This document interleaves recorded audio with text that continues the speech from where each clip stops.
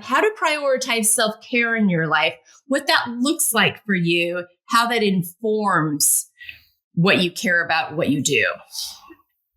So I think self-care kind of has kind of a bad rap right now. And we're talking about it so much. And so I think a lot of times we think self-care has to be this grand, big event, and we kind of dismiss everybody else in our life.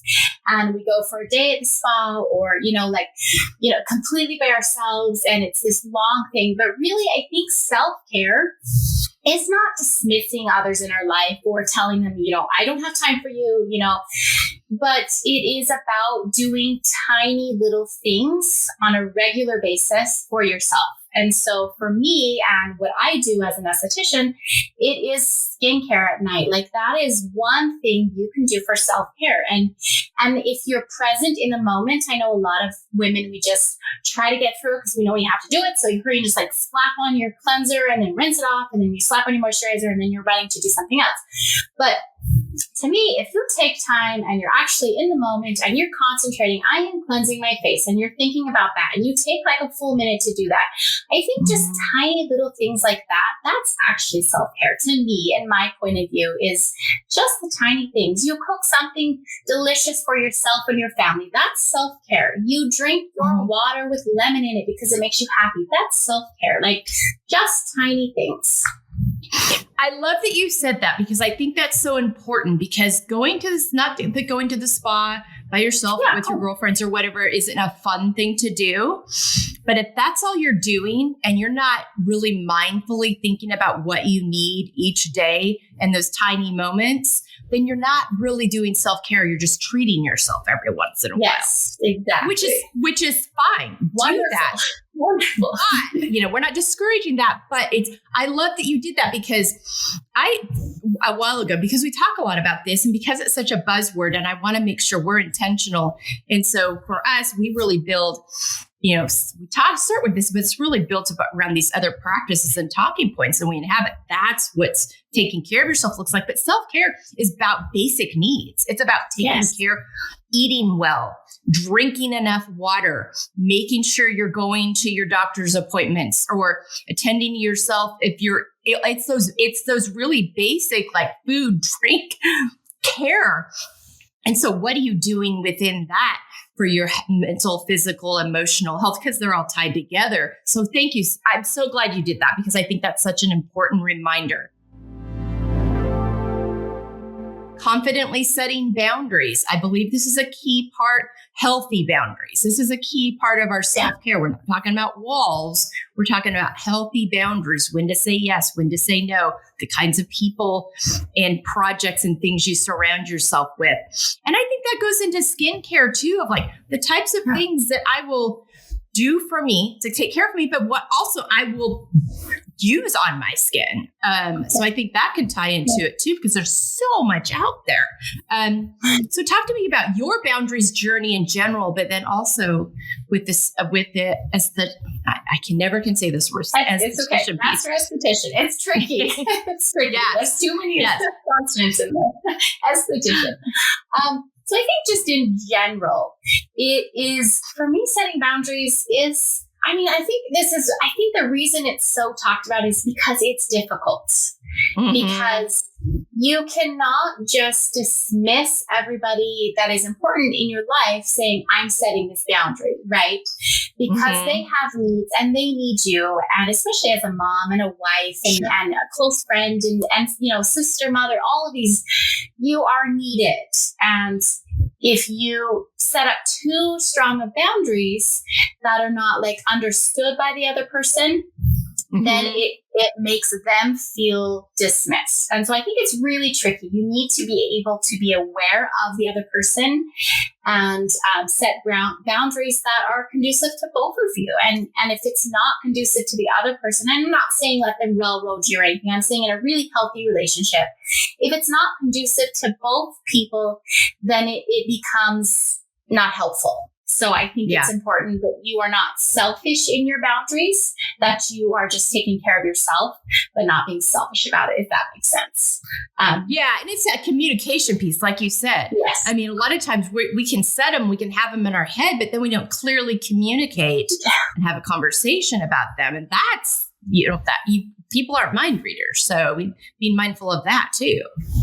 Yes, exactly. It is definitely. And that's the hard part. And that's why people shy away from it. So they're like, I'm asking to kind of change how I adjust how I show up historically, because I'm realizing this isn't working very well for me, but this is how these people are used to me showing up. So how do I communicate that in a way that is, that, like you said, works for both of us, but at the same time that I'm just not going backwards. I'm like, okay, because sometimes people will push back on boundaries. They just don't want you to change.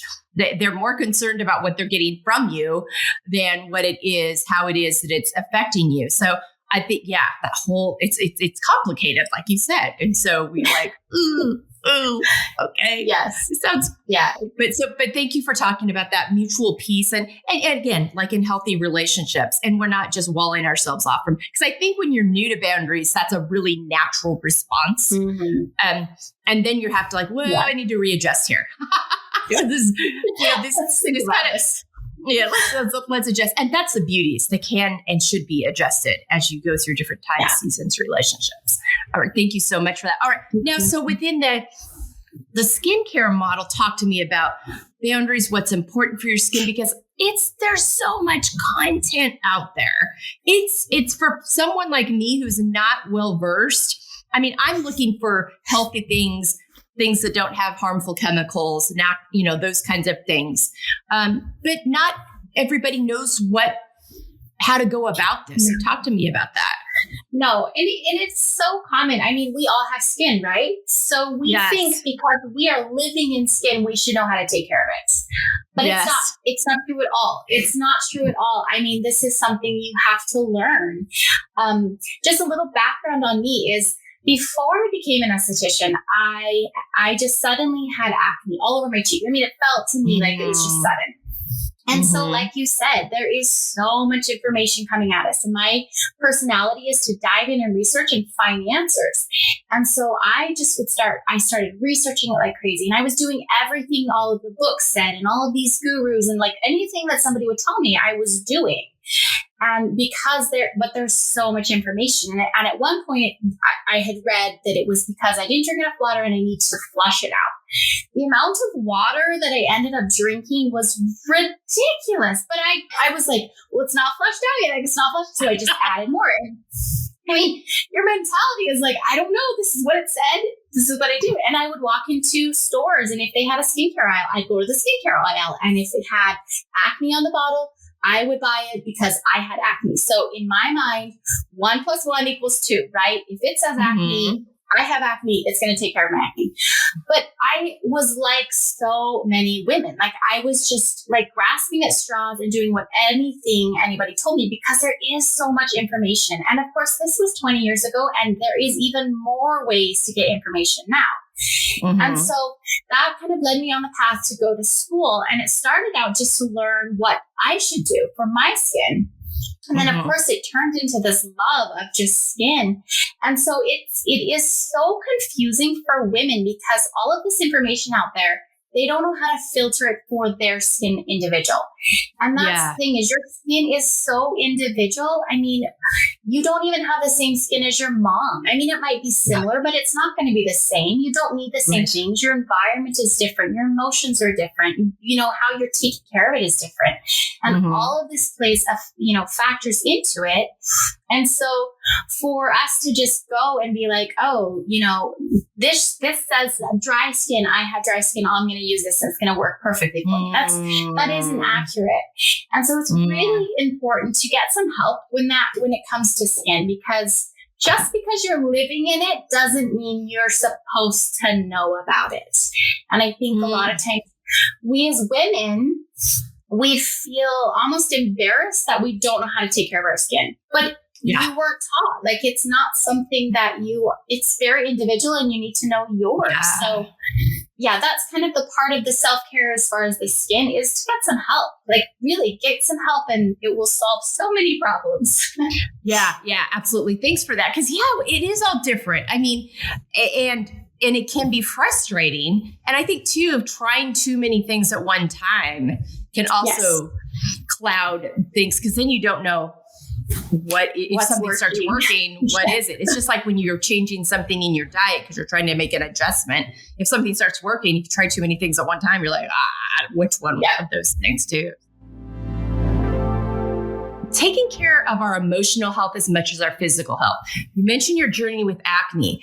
Those things affect our emotional health. And then, but it plays off each other, because we hear about all these different things that inflame and cause these problems to come up even more. So here these things are dueling with each other because the one plays off the other. So talk to me about your emotional, physical health journey, how you found the connections with that and working through that.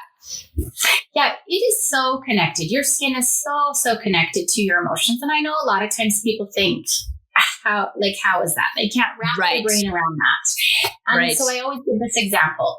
Remember when you were in high school or college or right before your wedding or something, and you were that super stressed time of your life, what would almost inevitably always happen?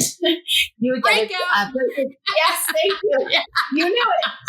And there's a perfect example of your emotions are connected to your physical body, and it comes out in your skin. Your skin is a reflection of what's happening on the inside. It's trying to communicate to you. It's trying to let you know, hey, something is out of balance. And you come bring it back into balance. And so a lot of times they're so connected, and your body is trying to tell you these things, but we feel like our skin is betraying us, or, we just need to put more topical stuff on or something. But really, it could come down to stress or anxiety or, so many of these negative emotions that we feel. And if you don't take care of them in the proper way, then it's going to eventually come out in different ways. And for me personally, I've seen it so much through skin. Just speaking rosacea, stress is a giant trigger for rosacea. And if you are very rosacea prone and you have it, and you will notice that your stress levels will definitely cause a flare up. So they're very, very connected. Wow. And I think that's just such a I don't like using black and white, but sometimes when people question that are like, that's pretty clear there. Your skin's not clear, but it's clear that something's going on in your body that needs to be dealt with, that it's showing up. And I think you said something important too, that clue thing, using these, sometimes we get so frustrated with our bodies and our skin and our skin, especially because it's what's out there. It's what people can see. Yes. And you feel being betrayed. I'm like, it's trying to let you know that something needs to be tended to. But when you are but when you're in the moment, that's not what it feels like. Because there's a lot of social anxiety that goes with how your skin looks, especially as women. People are not kind with that.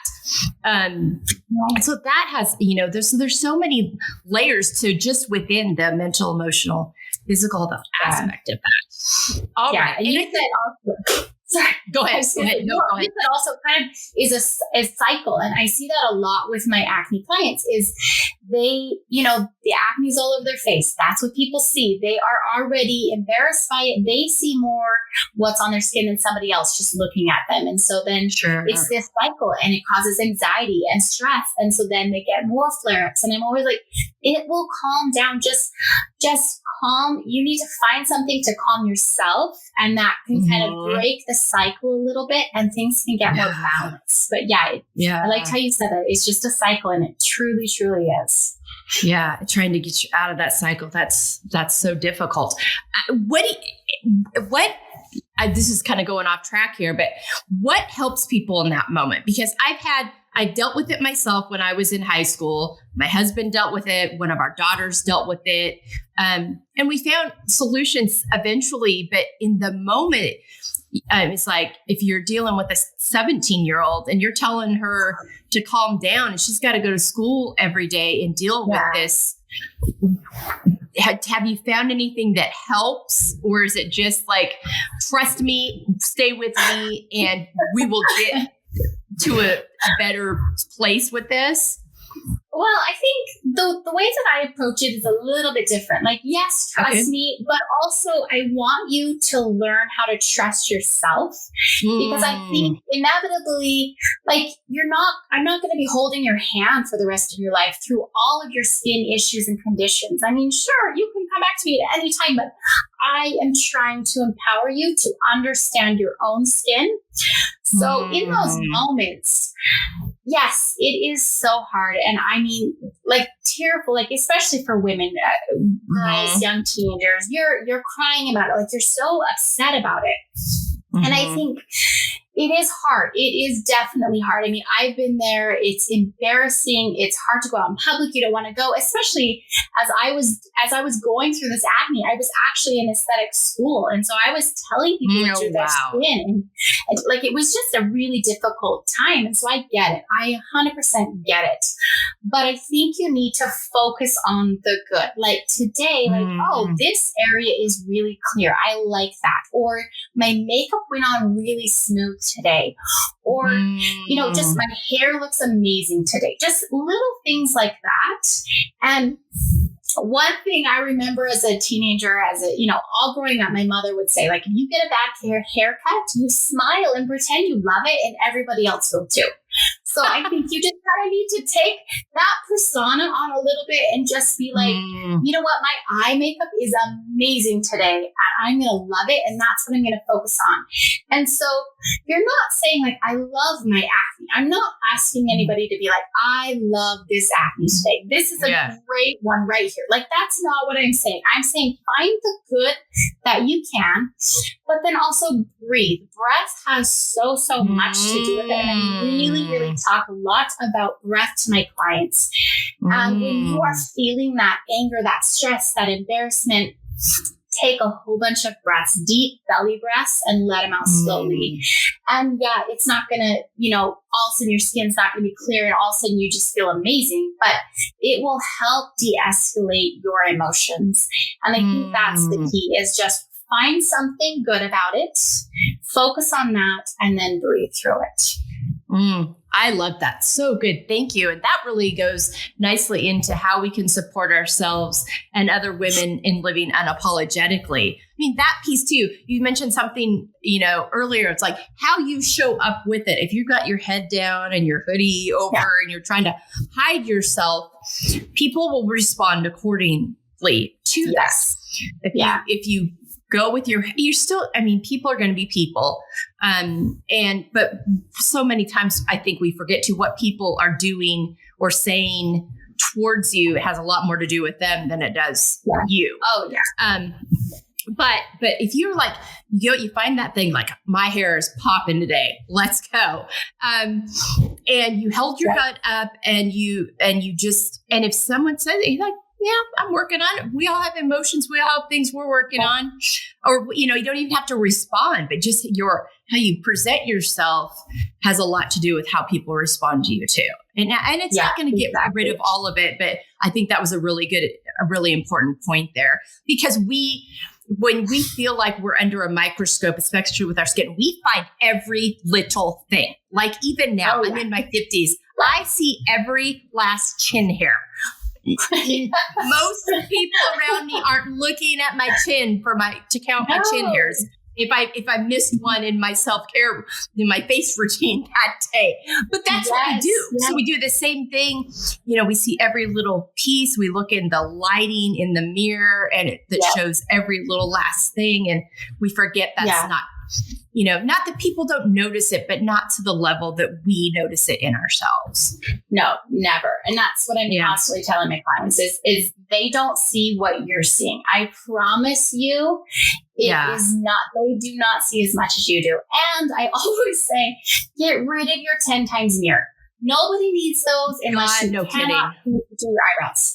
Other than that, nobody needs those, because then you see everything and then you're self-conscious of it. And then your personality will change and your personality will become like, oh my gosh, are they looking at that gray hair? Are they looking at that? Are they looking at this? Instead of you just presenting yourself. And then they will respond differently. Like you said, they will respond differently. If you are the person that is, like you said, covering your hood and everything, they'll be like, oh, like what's going on with her? But if you just like come in all of your glory and your empowerment and your beauty, they'll respond to you as that. And so I think that's huge. Just, I mean, even if you're not feeling it at the time, because you know, you've got these braid caps, you've got these hair, like whatever it is, just dismiss that and just present yourself as if you are the person you want to be. Yeah. Yeah. And the breathing, man, we don't realize how much breath plays into it. And we've talked about breath in a lot of different ways on here, but I have my own breathing exercises that I know it just resets your system, but we don't realize in stressful situations how shallow our breath becomes, or that we can hold our breath at times. And that's dysregulating to our nervous system as well. And then that feeds the stress hormones and the, here we go. And you're telling your body you're panicking. When your breath is shallow and you stop, you're telling your body to panic. And so then your body is panicking. So then it's a slight cycle. But if you just like trigger like, oh, hang on, and deep breath, then your body's like, oh, never mind. We're fine. Everything's fine. Yeah. Okay. So many good things there. Getting back to how we can support ourselves and other women living unapologetically. I mean, that we just described all kinds of ways that you do that in action. But talk to me about your journey with that. Is that something that you have seen throughout your life, or is that something you've come into through just life and work and all those things? Talk to me about that piece of it. I think it's always evolving. It's always right. I think during the years that I had acne, it looked different, and then as I'm into aging and stuff, I mean, that's also looking different. But I think it's just a matter of, again, going back to how you are presenting yourself and how you feel about yourself, even on the days that you're not so happy about things, but you find the good.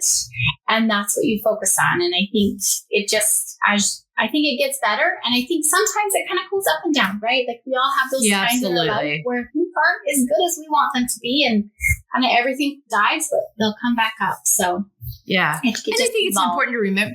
It does evolve. And I think it's important to remember we're nuanced human beings. We can feel multiple emotions at one time. And one emotion doesn't have to take us out. Like, I feel yucky about this thing today, but I can also feel joyful and excited about the other thing. I mean, so it's not squashing and just letting one emotion rule the day. It's recognizing that I can feel nuanced in many different ways and finding those ways and not allowing yourself to get drowned in the ones that don't feel so good. The importance of setting and coming back to your why and your values and everything you do, and how this informs the choices you make. I love this. And I love the book, Simon Sinek, as well. I love, I just love the why, because it just gives purpose. It centers you and it brings you back to who you are and why you want to be that person and who you're being that person for. And so I think your why in any aspect of your life, I mean, different aspects, you're going to have different whys, right? Like for me and my business, it's for my family and for, all of that stuff. But for skin, that's for me, like to feel good. And so I think, all the aspects have different whys, but overall, it just comes back to who you want to be. And to keep that in mind, it really helps you keep that in mind so that your goal is to continually to the same spot. Yes, absolutely. And I think, I love that you mentioned Simon Sinek, because he's the king of all of this and really changed the way I thought about things, because for me, it really shifted. Instead of having goals, and not that goals are bad, they have a purpose, but I shifted and like, where's this coming from? And does this line up with what I care about? I was more concerned about, what are my values? What do I care about? What am I passionate about? What fuels me? And then that set me on that why, that knowing those were my values set me on the trajectory to be going in the direction I wanted to be going in all the other aspects of my life. So important. This is really key, especially in the line of work you do, but just in all of our lives, accepting the layered aspects of ourselves. We talked about this earlier, like, yes, this particular thing isn't great right now, but this is working and this is working, and getting okay with all of those layers, because to really prioritize ourselves in a way that's beneficial to our health and to our relationships and just who we're interacting with, we've got to get okay with all of our different layers. We don't have to. And I always say, he's like, you got to get okay with them. That doesn't mean you have to love and want them all to stay, but you got to get okay with them, work through the ones that are difficult, figure out why, all those things. So talk to me about your layers journey, because that can be tricky when things aren't fire, especially, again, it goes back to that, how you physically present with women. We're so judged so harshly on that. So it can be difficult to accept that layered aspect, that's just a situation we're in right now. And when we're working through it, but that's difficult because you're not getting that positive reinforcement or any kind of affirmation from the culture regarding that. Right. No. And I think the culture, but also ourselves. We are very, very hard on ourselves. Harder than probably anybody else. Yes. Yes. Oh, for sure. For sure. And so I think what's really important is first to step back and take a really clear look at yourself. Like just, no emotions attached to it, no negative thoughts, nothing. And just kind of look like, where am I actually? And what are things that I would like to change? And what are things that actually don't bother me? And what are things that I love? And I think just kind of setting them into categories. And then just understanding, like, we're all in process. Everybody has these things. Like, it's okay that you have these different areas, right? It's great. And if you can put them all in this part that you love everything, then that's awesome. Wonderful job done, right? Yes. I don't think I know anybody that can put everything about themselves into one box, right? So I think just removing the emotion from it, taking a step back and just being, sorting out what you want to work on, and then slowly pick one thing or two things. Like, for regarding skin, if you have acne, let's pick acne. We'll work on that, but let's stay focused on all the things you love. And so as you're working through this, you're going to come through it, and it will heal. You'll get through it. And then you're going to be, okay, what's my next thing? Like, maybe I have some veins I want to work on. And for speaking specifically just about skin, maybe I have some veins to work on. Okay, great. Let's go get those treated. Next thing, right? And as you kind of move through these things, but I think the whole time, really staying focused on the things that you love, because the things that you love about yourself, I think it comes out, and those are going to be the things that people start to love as well. And so I think it's very important to find those things about yourself. Yeah. And I think people, again, we talked about, people are drawn to people that are content within. It shows. It literally like glows out of you when you're content within. But it comes from, I think, I like what you said. You kind of got to go into it at a neutral stance and be like, this is tough, but we've got a plan here. This is great.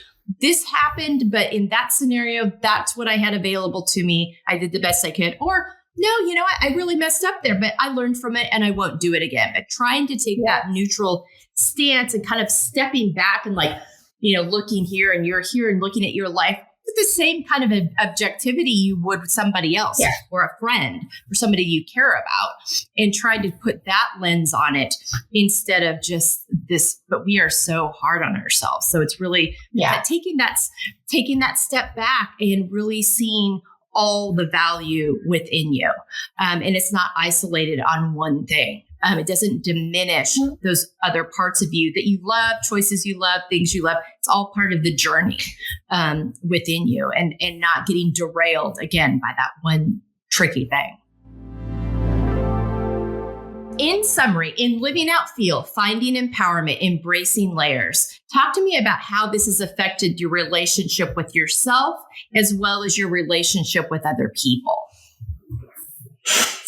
I think it's definitely affected both in a positive way, because that's the way that I've taken it. If I would have taken it negative, obviously it would have gone negative. But I think it's so important to understand that we as women are very empowered. We can be so empowered, and there is so much to us. We are not just what is presented. And so I think that if you're able to get past this outer presentation of yourself and stop fixating on just that, and be able to present all the things that are in you, it will just deepen your relationships and deepen your love for yourself, and you will be able to accomplish the things that you are, your whys, your reasons why you're doing things. I think it makes a really big impact on that as well.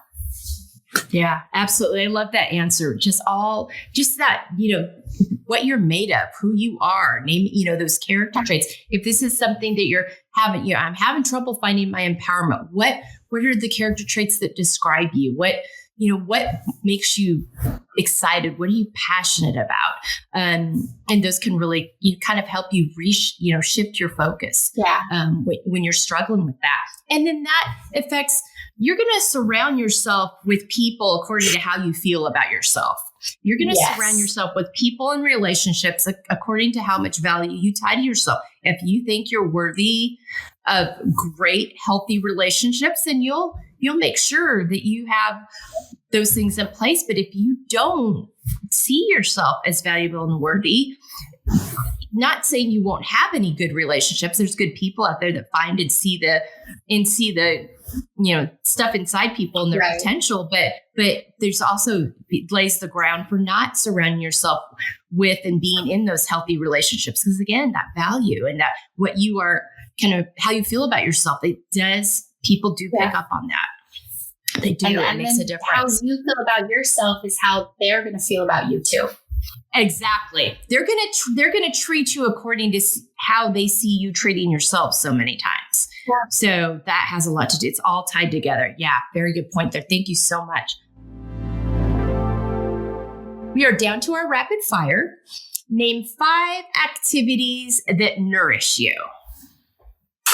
Let's see. Being outside, laughing with my family, cooking, always cooking. And then, of course, eating. Love to eat.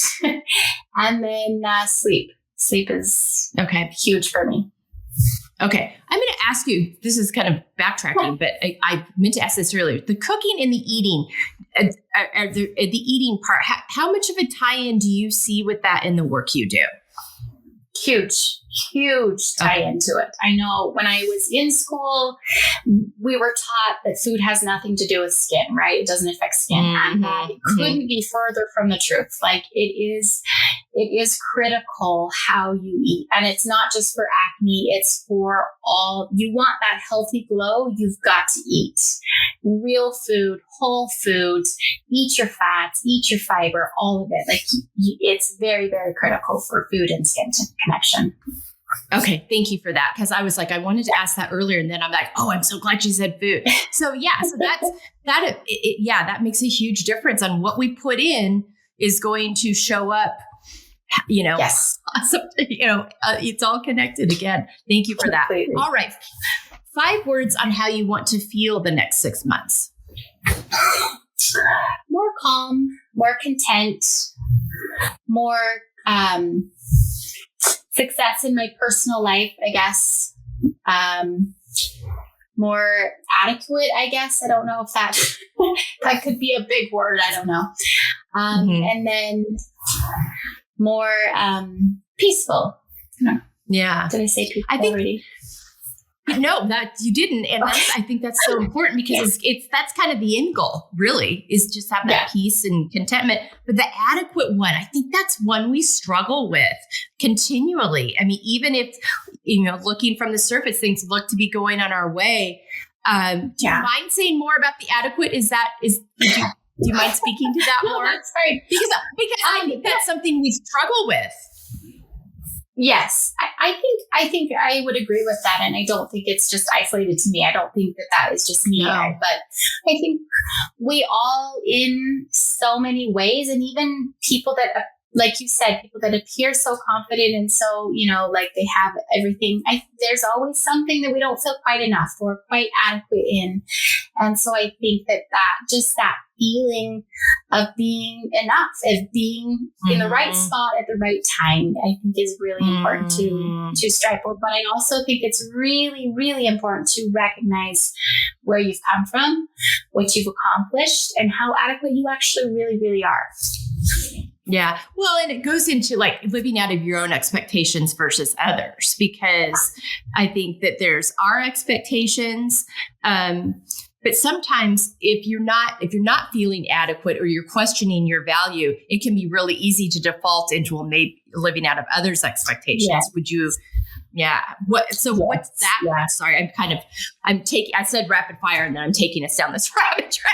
But talk to me about your expectations journey. I think, I don't know, personally, or you want general or personal? Personal, all the things, like just your journey with that. Like at what point of like, okay, it's really important for me to make sure I'm living out of my own expectations and not allowing others to dictate those. And not that people will have expectations of you, but making sure that that's not, that you know what they are. So, it goes into that why and the values piece and boundaries. And they're all tied together. So talk to me about that expectation. That's exactly what I was going to say. It came back to my why, is sitting down and figuring out my why. And I did that a few years ago, and it really changed like the direction. I felt like maybe, what's the right word? Floundering, I guess. Not that maybe isn't quite the right word, but there was no clear direction. There was no like, okay, I have this goal. I want to meet this goal. And then if I did meet the goal, then it was like, okay, well, now I need to set another goal, something else to work for. But I think finding my very, very clear whys, why I'm doing what I do in all aspects of my life, and then understanding that that's the direction. I'm going to meet my goals along the way, but that's where I want to go. And that will just keep me headed that way. As long as I'm continually checking in with my whys and the reason that I'm doing what I'm doing, then I think that is really the direction you want to go. And I think that has really, really helped me. Okay. All right. Thank you for that. I know I took you off the path there, but I'm like, those really all tie in together. And we didn't hit on that earlier. And I wanted to make sure we wrapped back around and hit on that and just seeing the connection. Natalie, thank you so much for your time today. Talk to us a little bit about where people can find you, learn more about you, get access to what you offer. Tell us about that. And don't worry, guys, if you're driving down the road, this will be on our sources page on our website, embracinglayers.com. But talk to us right now about that. You bet. So if they go to my website, which is, my company name is Fordham Beauty, they go to fordhambeauty.com. There is a free resource there. They can grab that for its 5 things to help with their acne. They can also just have questions, send me a message on Instagram. I'm there, the Fordham Beauty as well. But any of those will get you to me. So. Okay. Awesome. Thank you so much for what you do. Thank you so much for how you approach it. Women need these resources, and they need someone that has this approach that you do that brings in all of those things. You're not just trying to throw a product at them. You're teaching them how to take care of themselves, how to take care of their skin, and all those things that connect together that are going to promote long-term health within that. And I think that's so important. So thank you so much for that. Field Podcast audience, we know women out there, if you haven't had some kind of a challenge with this somewhere in your life, congratulations. That is so great. But I'm betting that's not the case. So here's some great resources for you that Natalie offers that will hopefully you find help for you, your girlfriends, your daughters, your mom, whoever it is, the women in your life. Those resources are going to be there for you. And we're so thankful to have Natalie, people like Natalie in the world that offer those up to us. But take good care of yourselves, be kind to yourselves, find that thing that you love about yourself this week, and have a great week.